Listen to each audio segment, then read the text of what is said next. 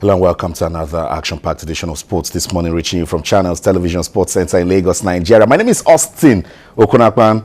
Welcome on the show today. We won't talk much because it's still an action-packed world of sports. So quickly, let's go to Tokyo, Japan, where Nigerian men's table tennis players are sustaining the momentum.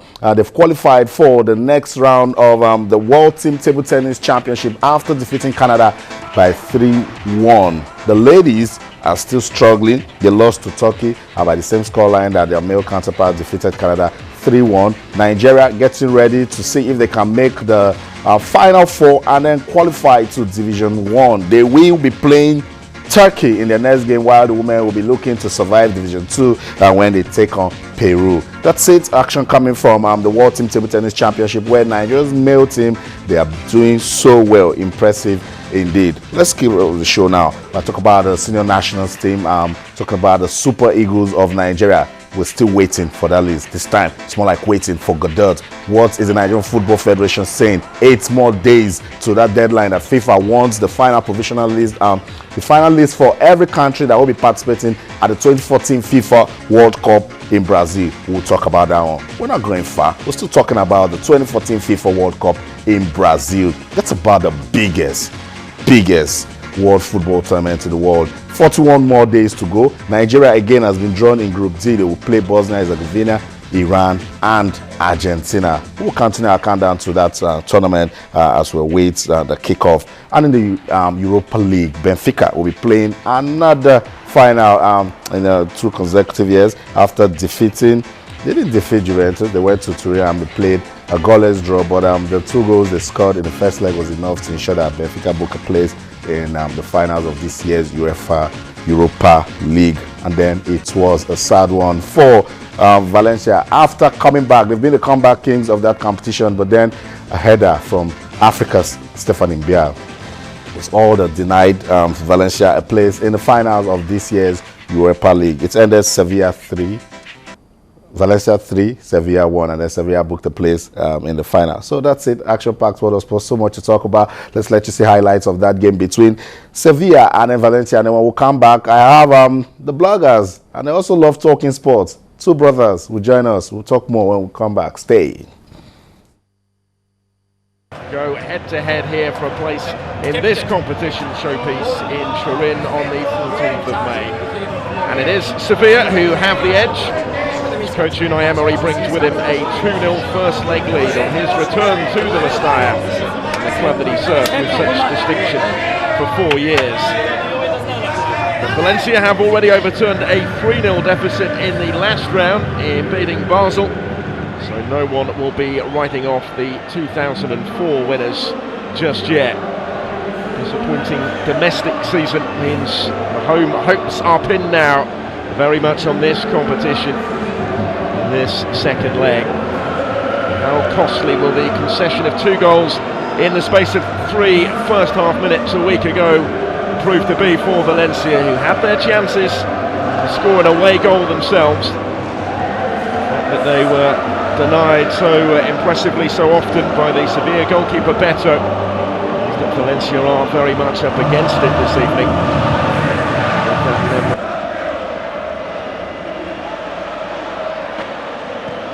Sure. Touch from Parejo.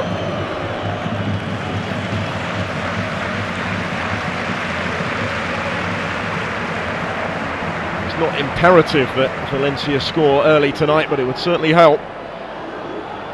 Good possession they've seen so far, not really yet creating a notable opportunity.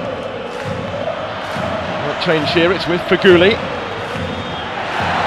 He's continued his run, gets it back, creates the shooting chance and scores the goal that gets Valencia right back in this tie already.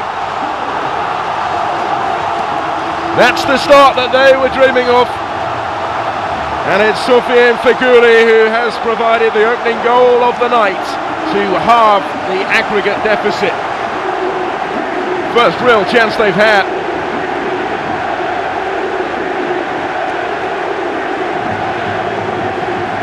Algerian who scored it played a big part in the creation of it as well. He created the shooting chance for himself. Parejo to João Pereira, to the former Real Madrid man.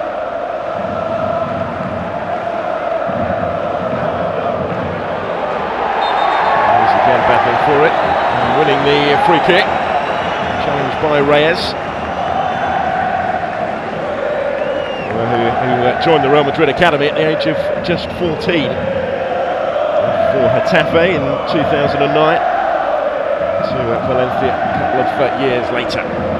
This is Feghouli, and whose goal tonight is the difference between the teams. Valencia still need more. I wonder if they do concede one. It's a chance, it's a goal! It's 2-2 on aggregate. They've wiped out that first leg deficit already. Jonas with a header, Beto beaten again.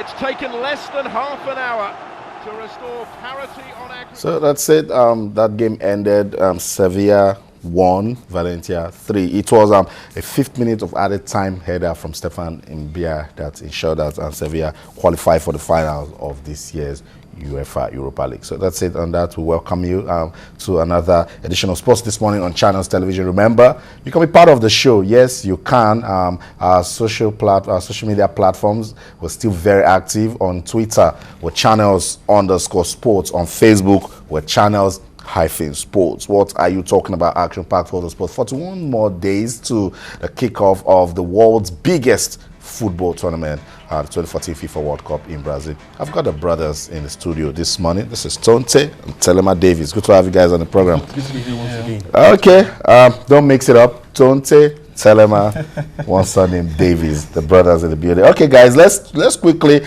remind you that Team Nigeria are the World Team Table Tennis Championship. They're still doing well. Well, the men's team, yes, sustaining the momentum. Nigeria defeated Canada 3-1 in the final group phase game. They finished second on the table. It was just Czech Republic that has been outstanding at the top the Group E table. Nigeria second. They've been drawn to play the next game against Turkey. Turkey women defeated Nigeria's women 3-1. Nigeria ladies hoping to survive, so as to stay in the unification round. We play Peru in that game. If should they lose that one, then they should be packing their bags to leave Tokyo and return back home. So best of luck to Team Nigeria, the men and the women, as they continue to give glory to this country playing table tennis. Guys, and I look at it and say, when we're growing up, it was all about table tennis. Yeah.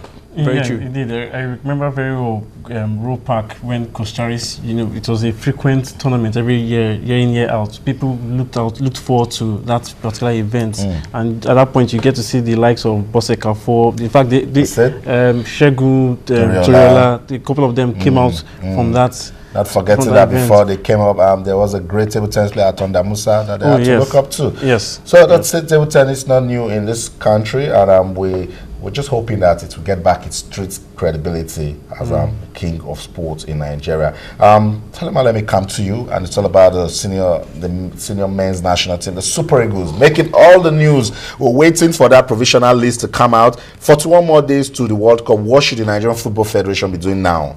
Well, it's all. I would say that at this moment, the Nigerian Football Federation should be putting in place, and plugging every hole that seems unplugged, and ensuring that sooner than soonest, we should be actually having that list out. England will be out with theirs on Monday. A 30-man list will be announced on Monday by Roy Hodgson. Sorry, a 23-man list, 25-man list will be out by Monday.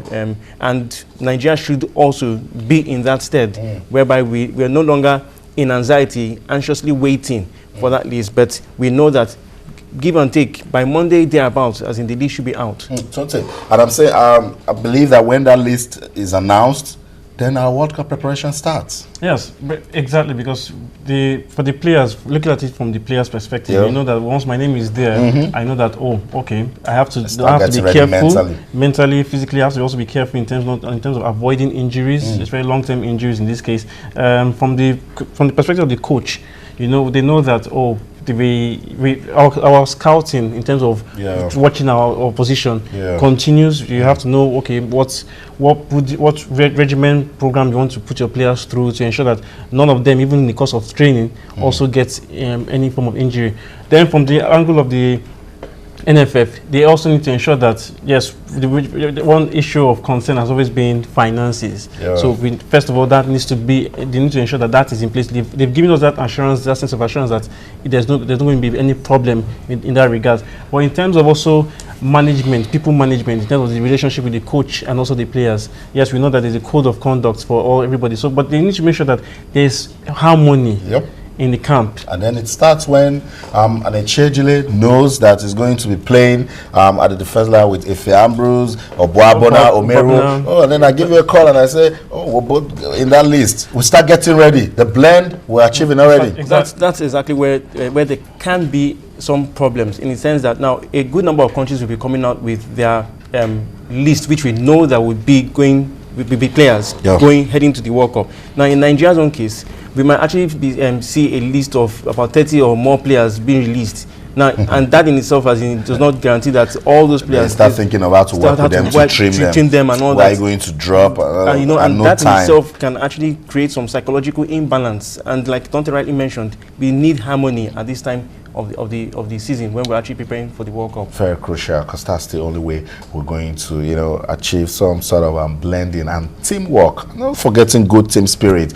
So let's say our football fans still waiting for that list. The Nigerian Football Federation, I think they're going to be having a meeting with Coach Stephen Keshi next week. I think Tuesday. Hopefully, we're going to know if the due consultations has been concluded, and then Nigerians will get to see the players that will represent the country. Not the final list, but some of the players that represent the country at this year's FIFA World Cup in Brazil. And I want to get you talking. You love football in this country. What's your take? What do you think the Nigerian Football Federation is trying to achieve by holding on to the list? Do you think it's a good one for the country, or that list should come out so Coach Stephen Keshi can get to work with his team? Talk to us on Twitter. It's channels_sports. On Facebook, it's channels-sports. Antonio, you're closer, so I'll let you become the big boss. If you're the big boss, what's going through your mind now?